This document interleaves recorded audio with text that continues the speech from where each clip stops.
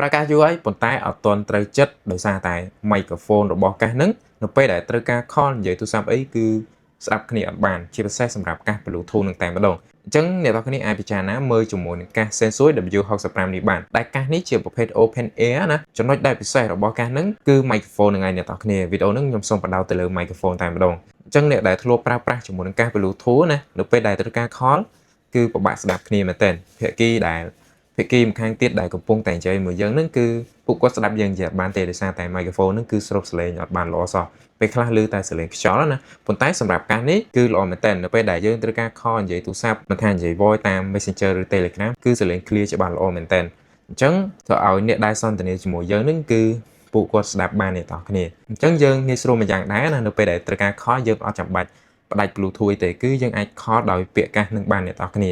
ហើយសម្រាប់កាសនេះចំណុចពិសេសមួយទៀតគឺវាអាចកាច់បត់បែនបានចេះអ្នកនរគ្នាអញ្ចឹងវាសម្របជាមួយនឹងតិចរបស់យើងបានល្អមែនតើអញ្ចឹងបើសិនជាអ្នកហើយសម្រាប់ថ្មវិញណាបើសិនជាអ្នកនរគ្នាប្រើតែគ្រាប់កាសធម្មតាចេះណាអ្នកនរគ្នាអាចប្រើបានពីចន្លោះ5ម៉ោងទៅ6ម៉ោង